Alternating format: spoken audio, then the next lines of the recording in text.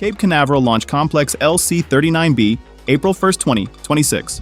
No, this is not a joke. Greetings to all space fans. On this day, from this very spot, NASA, along with the international partners of the Artemis program, continued making historic strides toward what is arguably their most important goal at the moment: the return and sustained presence of humans on the moon. A rocket as tall as a 32-story building, the moon rocket, has just lifted off the launch pad and headed into flight. As part of this mission, Artemis II, humans have left low Earth orbit for the first time in 54 years and set off on a journey to another celestial body. On such an important occasion, let's break down what this mission is, why it matters, and what's actually happening on screen. Let's start with the basics. Who is flying to the moon?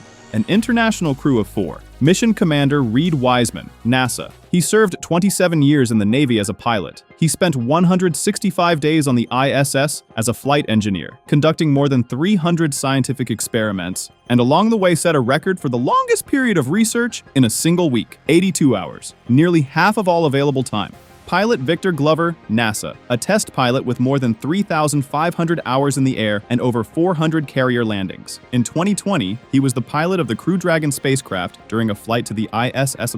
Mission Specialist Christina Koch, NASA. 328 consecutive days in orbit, the women's record. She participated in the first all-female spacewalk. Before becoming an astronaut, she was involved in developing scientific instruments for space missions and also took part in expeditions to both polar regions as an engineer. Mission Specialist Jeremy Hansen, Canadian Space Agency, the first astronaut not from NASA and the first non-American on a journey to the moon, a former fighter pilot. Selected as an astronaut in 2009 and completing training in 2011. Then, 15 years later, he finally flew to space for the first time and went straight to the moon. That's the crew the Space Launch System sent to the moon. As NASA itself states, the current configuration of SLS was chosen from thousands of options. And indeed, it looks good on paper. The rocket's layout is such that many of the key technologies involved are derived from the Space Shuttle program. For example, the shuttle's own main engines, the RS-25, upgraded solid rocket boosters, the most visually obvious, as well as the orbital maneuvering system engines, and much more in smaller details. A second life for proven systems, so to speak. In practice, though, every SLS launch cost $2.5 billion.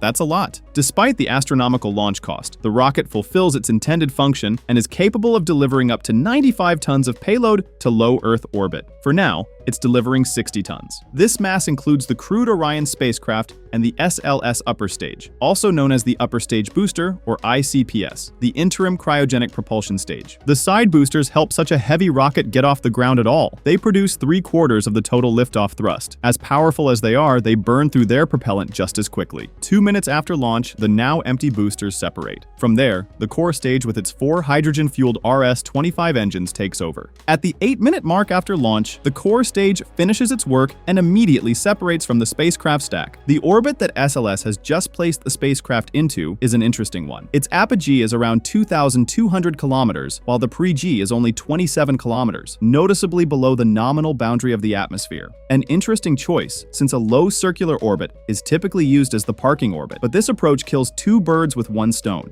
On one hand, when launching into such an orbit, the rocket imparts a large reserve of mechanical energy to the spacecraft, which makes the subsequent journey to the moon a bit less energy intensive. On the other hand, it solves the problem of disposing of the spent core stage. For reference, the launch from Cape Canaveral was conducted eastward, toward the Atlantic Ocean, and the solid rocket boosters have already fallen into its waters by this point. But the core stage nearly achieves stable orbit on its own, and so it circles almost the entire globe, then re-enters the atmosphere, burns up almost entirely, and the most heat-resistant parts fall into the waters of the Pacific Ocean, somewhere between Hawaii and California, about 2 hours after launch. Alright, we're disposing of the core stage properly, but a 27-kilometer perigee is completely unacceptable. We'd burn up ourselves. It needs to be raised. That's exactly the maneuver the ICPS carries out to raise the perigee. At the apogee of the orbit, at an altitude of 2,200 kilometers, 50 minutes after launch, the upper stage engine fires for the first time. The new altitude of the orbit's lowest point is 185 kilometers, or, in a nice round number, 100 nautical miles. NASA's trajectory planners apparently love round numbers. And now, we're in a closed, stable orbit around Earth. By the way, Christina Koch described the ride on SLS as surprisingly smooth with a steady hum. There's a whole hour before the next maneuver, so now is the perfect time to talk about the mission itself. What is it all about? First and foremost, it's a test of all the Orion spacecraft systems, both in low Earth orbit and in the vicinity of the moon, what NASA calls deep space. With that goal in mind, the trajectory chosen for this mission is what's known as a free return trajectory. If you look at the Earth-Moon system from above the North Pole, this trajectory resembles the figure 8. What makes it great is that you can put a spacecraft on it, and in the ideal scenario, perform no further maneuvers at all. It will fly around the moon and return to Earth on its own. But we don't live in an ideal world. Over the course of a multi-day flight, various perturbations act on the spacecraft, so trajectory corrections are unavoidable. Although in that regard, the mission has already managed to surprise us a little. But first, it's necessary to check out Orion's systems and be fully confident in the spacecraft before the big journey. An intermediate orbit will serve that purpose. The next maneuver will transfer Orion into exactly that orbit. For now, let's draw some historical parallels. In terms of its objectives, Artemis II can be compared to Apollo 7 and Apollo 8, specifically a check of all spacecraft systems, life support, propulsion, communications, navigation, and maneuverability, both near Earth and near the moon. The difference is that Apollo 7 tested the command module in low Earth orbit, and Apollo 8 was the first crewed flight to the moon, including entering lunar orbit, while Artemis II encompasses all of those goals, with the exception that it performs a lunar flyby rather than entering orbit. In terms of flight trajectory, the closest crewed mission analog is Apollo 13. During that 1970 mission, the service module experienced a failure, forcing the abandonment of the lunar surface landing. In the end, the spacecraft with its crew flew around the moon in a similar fashion, looping along the figure 8 trajectory mentioned earlier, and safely returned to Earth. It inadvertently became a unique astronaut rescue mission. Also unique is the fact that a distance record for human separation from Earth was set during that mission: 400,171 kilometers. That's the record for a spacecraft with a crew on board. If there's no crew on board, but the spacecraft is in principle capable of accommodating one, then two records are simultaneously held by Artemis I.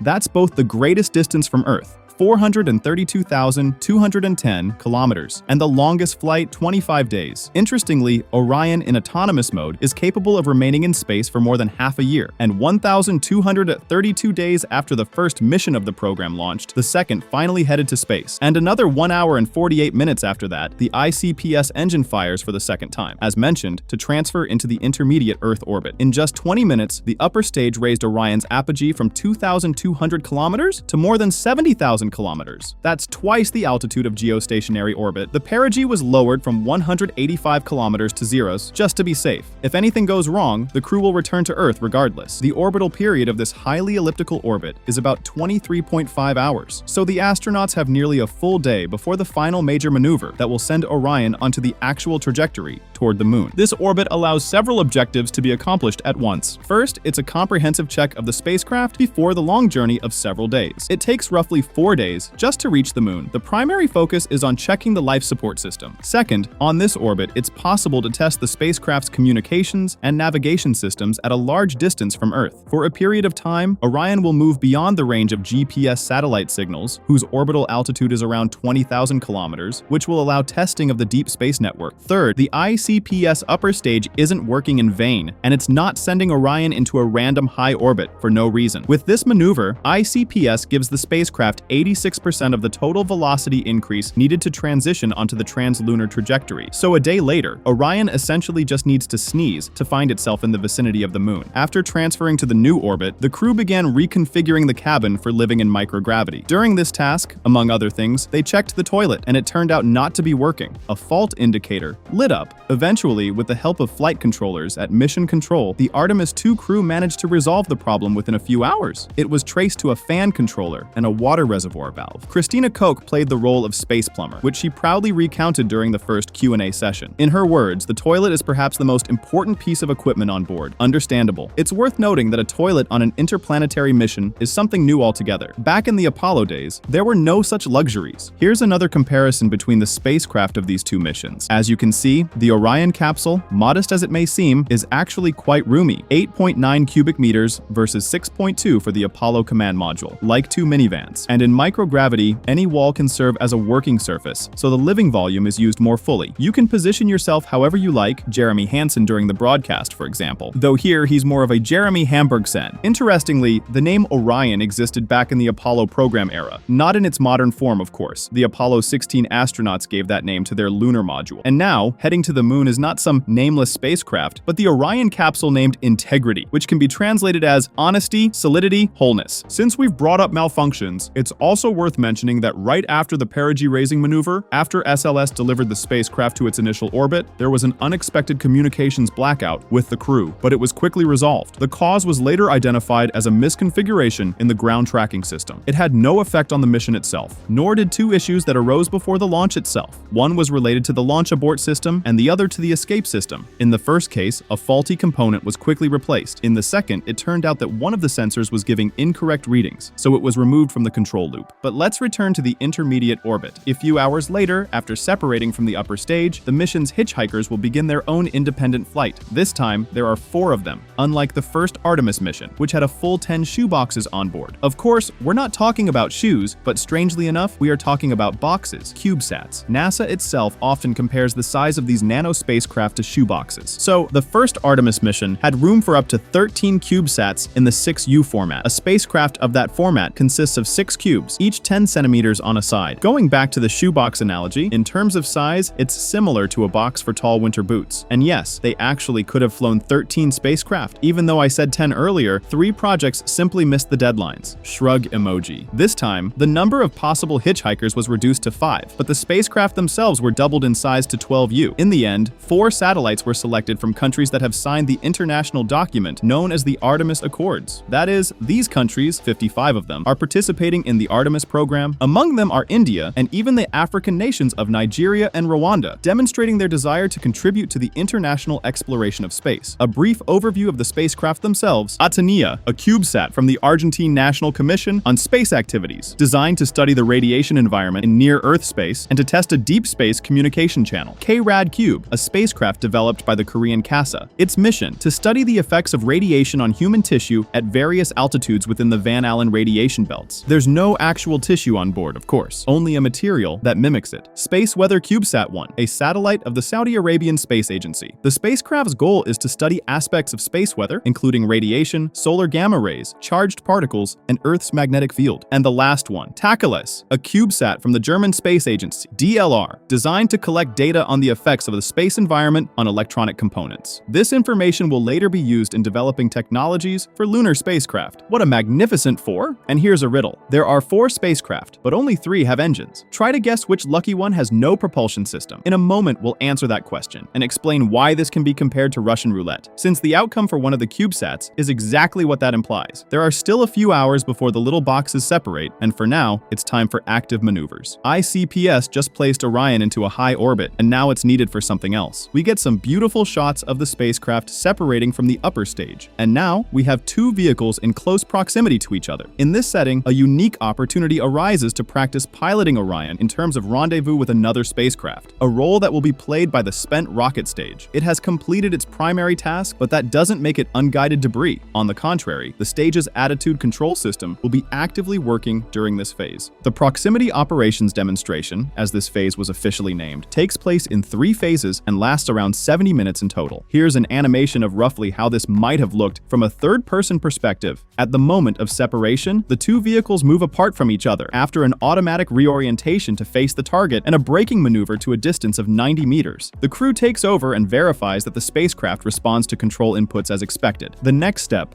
approaching the upper stage to a distance of 9 meters, and a similar check of maneuverability, this time in close proximity. For navigation relative to the stage, a docking target was placed at the center of its front face. After retreating from the stage again, it's the stage itself that now reorients for a test in new conditions. Orion approaches the rocket stage once more, and the pilots verify the spacecraft's controllability. With that, the demonstration is complete, and ICPS and Orion go their separate ways. Literally, the spacecraft performs a small departure maneuver away from the stage. All of these operations are designed to verify and refine Orion's characteristics during docking with another spacecraft. Because on the very next flight, Artemis II, at least one docking with a lunar landing module is planned in low Earth orbit. Shortly afterward, ICPS performs its final maneuver, a controlled deorbit into a designated area of the Pacific Ocean. And only after that do the CubeSats separate from the stage. And here's a tricky moment for them. All of the secondary payload finds itself on a trajectory heading straight toward Earth and certain destruction. Anyone without an engine engine has no options. Within 20 hours, they will burn up in the atmosphere. And here's the answer to the riddle above. The list of spacecraft with an engine on board is shown on screen. We can see the orbital parameters of 3 spacecraft: Tacheles, SWC-1, and K-Radcube. Atnea is the lucky one. It burned up. But before that, contact was established with it normally, and it appears the mission went as planned. Brief, but as intended. Here we come to the second tricky moment. Normally, ground tracking stations update the orbital parameters of satellites several times a day. Here we have only one update each for K-Radcube and Tacheles. Data for both were obtained around the first apogee pass, that is the very beginning of their missions, and a few updates for SWC-1. The original plan for K-Radcube called for raising the perigee to 200 kilometers. As we can see, that didn't happen. The spacecraft's owner later reported that they were unable to establish a stable communication link. A 60-kilometer perigee gave the satellite no chance. It burned up regardless. And it had ambitions. The CubeSat could have set the record for the longest single burn among all satellites using water as a propellant, 12 hours. Nevertheless, the CubeSat did reach a record altitude for Korean satellites. As for Tacheles, it's still not entirely clear. No information on this has been provided by anyone so far. In all likelihood, it also burned up. The spacecraft had been expected to operate in orbit for 2.5 years. SWC-1, however, appears to have operated nominally. The initial perigee data was 400 kilometers. The spacecraft's owner has already reported 500 kilometers. Although the latest data shows 113 kilometers, what happened to it, why the perigee dropped, is unclear. It can't be ruled out that the satellite fired a trajectory correction impulse in the wrong direction. If the data is somehow erroneous, for example, the orbital parameters of different satellites could have been mixed up, then a 500-kilometer perigee combined with an apogee of over 70,000 kilometers is the ultimate combination. The electronics are more likely to fail under the radiation bombardment than the satellite is to re-enter the atmosphere. But let's return to the main mission. What's going on with Orion? So far, everything is exactly as it should be. But as we mentioned, the current perigee altitude is 0 kilometers. It needs to be raised. The spacecraft is doing exactly that as it passes through the apogee of the orbit. The crew was even woken up in the middle of their, in quotes, night and told to monitor the maneuver's execution. All checks successfully completed. The secondary missions wrapped up, at least on the SLS side. One last decisive push remains: the maneuver to transition onto the Trans-Lunar Injection, TLI. I'll be referring to it that way from here on. A day and a half after launch, following all manner of spacecraft checks and approval of the maneuver from Houston, the Orion service module engine ignites, burns for 5 minutes and 49 seconds, and then, for the first time in half a century, humans have officially begun their journey to the moon. 4 days of travel lie ahead. One of the most eventful phases of the flight is behind them, but no one is going to let the astronauts get bored. After all, a flight to the moon is a unique opportunity, so numerous scientific experiments are being conducted aboard the spacecraft. A brief overview of 2 of them. Archer. The astronauts are wearing special wristband devices that track their activity and sleep throughout the entire mission. This will help NASA understand how deep space and living in Orion affect sleep, the nervous system, cognitive abilities, and crew teamwork. This is the first experiment of this kind during a flight to the moon. Avatar. This experiment is designed to provide an in-depth understanding of the effects of microgravity and radiation on the bone marrow of different individuals. Bone marrow cells are placed on a specialized chip. Orion itself also has numerous radiation sensors installed. Together, the data from all the experiments will provide a complete picture for future research. There is also a resistance exercise device on board. It's needed both for the crew's own workout sessions, 30 minutes a day, and for testing the life support system. During exercise, a person consumes more oxygen, while during sleep, a minimum amount, and the system must be capable of operating in both extremes. Sometimes the astronauts exercise so vigorously that they set the entire multi-ton spacecraft rocking. You may have seen this on NASA's live stream. During the journey to the moon, the crew also conducted other tests. For example, donning spacesuits, pressurizing them, and checking for leaks, and manual spacecraft attitude control. Also planned was a demonstration of reconfiguring the cabin into a radiation shelter, but this was canceled in flight to prepare for atmospheric entry. On April 3rd, Reid Wiseman took a unique photograph of Earth. No human being had ever seen our planet this way before. The photograph shows the dark side of Earth. The shot was taken with a long exposure. In it, you can spot auroras in both hemispheres simultaneously, and the glow in the lower right is sunlight. The photos were immediately compared to the famous blue marble image. On April 5th at 0:30 UTC, Artemis II crossed an interesting distance milestone, 1 light second, meaning that electromagnetic radiation, whether light or radio waves, takes a full second to travel from Earth to the spacecraft and back. So the communication delay due to the finite speed of light alone reaches 2 seconds, and it will only keep growing. Before entering the moon's sphere of influence, the region in which the moon's gravity exerts the primary influence on a spacecraft's trajectory, a correction maneuver was performed. Interestingly, of the 3 maneuvers planned for the trip to the moon, only the last one was carried out. The TLI near Earth was so precise that trajectory corrections proved unnecessary necessary. Entry into the sphere of influence of Earth's natural satellite occurred on April 6th at 4:41 UTC, at a distance of 66,100 kilometers from the moon. 13 hours later, Artemis II surpassed the milestone we mentioned earlier, 400,171 kilometers, the record for the greatest distance a human being had ever been from Earth, set by Apollo 13, which had stood for 56 years. The crew soon began observing the moon, and a little while later, Orion disappeared behind it. 40 minutes of radio silence had begun. This kind of communication blackout will continue until a network of relay satellites capable of passing signals around the lunar limb is placed in lunar orbit. For now, only ground-based infrastructure exists. During this time, Artemis II came within 6,545 kilometers of the moon. For the crew, it appeared as large as a basketball held at arm's length. 2 minutes later, maximum distance from Earth was reached, 406,771 kilometers, or 1.356 light seconds. In the end, Apollo 13's record was broken by exactly 6,600 kilometers, almost the radius of Earth. But in relative terms, it's only 1.6%. Yeah, not quite so thrilling. And of course, technically, this is an update to an old record. But in reality, it's just treading water. Humanity took 1/100th of a step forward. The real breakthrough will come when a person flies to Mars for the first time. During what was, without exaggeration, the most captivating phase of the flight, the crew photographed and described the lunar terrain, including impact craters, ancient lava flows, and surface fissures. I can't even imagine how many photos were taken, but the highlight, of course, was the recreation of the famous Earthrise image, first captured by the crew of Apollo 8. Now, 58 years later, Artemis II can claim the same. Although in the new photos, it's not an Earthrise, but Earth setting behind the lunar disk. The astronauts also captured Earthrise, but since part of the moon below them was in shadow at that moment, the image came out dark. But yes, this is the modern Earthrise of the Artemis era. Another hour later, the crew was able to observe a solar eclipse. Flight through the moon's shadow lasted about an hour. Here are some of the photos taken during that time. Eclipse viewed from a camera on the edge of Orion's solar panel. You can see that despite the eclipse itself, the moon in the photos is not completely in shadow. The illuminated portion on the left is reflected sunlight from Earth. During the eclipse, the astronauts conducted observations of the solar corona, the outermost and hottest layer of the sun's atmosphere. They also had a unique opportunity to observe flashes of light from meteoroids impacting the lunar surface in the immediate vicinity of the celestial body. In the course of 1 hour, the astronauts spotted 6 such flashes. The most important scientific observations are complete, new desktop wallpapers have been captured, so it's time to head home with a sense of mission accomplished. The return 1 light-second boundary was crossed on April 8th at 22:56 UTC. On the way home, Orion performs all 3 planned trajectory correction maneuvers, unlike the trip to the moon, when 2 of the 3 were cancelled. Ahead of the astronauts lies the hottest phase of the flight, atmospheric entry. And that's not a figure of speech. The surface temperature of the spacecraft reaches nearly 2,800 degrees, only about half the temperature of the sun's surface. This is one of the key differences between returning from the vicinity of the moon versus returning from low Earth orbit. In the latter case, temperatures reach 1,500 to 2,000 degrees. Orion uses a re-entry technique never before used on a crewed spacecraft, double-dip atmospheric entry, or more precisely, 2 plunges into the dense layers of the atmosphere. Here's how it works. The capsule enters the atmosphere and uses its lift to curve its trajectory and essentially skip off the upper atmospheric layers. For a brief period, it rises again, after which it makes a second and final plunge into the atmosphere. This trick helps split one large phase of high G forces and heat loading into 2 smaller ones. The astronauts experienced around 4 G across both plunges. Apollo, for its part, simply dove straight into the atmosphere and landed. The capsule's lift was also used, but only to execute a gliding descent. The resulting G load reached 7 G. The approach used by Artemis is, of course, not new. The first to use it was the Soviet spacecraft Zond 7 back in 1969. Performing this maneuver on the Apollo capsule with a crew on board was prevented at the time by insufficient precision in the technology and computing power of the computers. This method also increases the downrange distance after the point of primary atmospheric entry. You can target a landing area closer to the desired location, rather than wherever it lands, somewhere in the middle of an ocean. But there's one catch. It's Orion's heat shield. During the atmospheric entry phase of the Artemis I mission, it behaved worse than expected. As was determined later, the culprit was the heat shield material's insufficient gas permeability. Orion's heat protection is ablative in nature. This means the material absorbs heat and vaporizes, carrying thermal energy away from the spacecraft's surface and protecting the structure beneath. However, the vaporized heat shield material in some areas was not escaping through the material itself. It was accumulating inside it. This led to the destruction of the coating and literally the loss of chunks of it, clearly visible in the photos. It's important to mention that the capsule itself was unaffected. First, it successfully completed the mission, and second, the internal temperature remained within normal limits. So even if there had been crew on board, aboard, they would have been in no danger. The heat shield for Artemis II was not replaced. Instead, the atmospheric entry trajectory was modified so that the capsule would spend less time in the conditions under which shield degradation was observed. Extensive modeling and testing showed this approach to be generally safe and viable, but strictly speaking, it's just a workaround. So by the next mission, the heat shield will be redesigned. So in general, using the double dip scheme, the capsule could have flown up to 8,900 kilometers in terms of downrange distance. That's like Moscow to Florida, were it not for the heat shield issue, which caused that maximum range to be reduced. As it stands, Orion flew approximately 3,220 kilometers in roughly 13 minutes. The entry velocity of the capsule was 10.67 kilometers per second, incidentally lower than that of the Apollo missions. After decelerating during atmospheric entry, Orion deployed its parachute system and splashed down in the waters of the Pacific Ocean off the coast of San Diego, California, at approximately 0007 on April 11th UTC. And so, the historic Artemis II mission came to an end. World record set, invaluable scientific data collected, unique observations made. Worth noting separately is the popularity of this mission. Understandably, it was the first crewed flight toward the moon in a very long time. The YouTube livestream of the Lunar Flyby has already become the most viewed video on NASA's channel, 27 million views, surpassing streams of other landmark events. The landing of the Perseverance rover on Mars in 2021, 26 million, and the first crewed launch from American soil since 2011, 18 million. It fell just short of the Falcon Heavy test flight, 34 million. In short, a colossal amount of work has been done. And in truth, no less work now awaits specialists across a wide range of fields as they analyze all the data collected. So stay tuned, because one of the greatest events of the early century, the return of humans to the moon,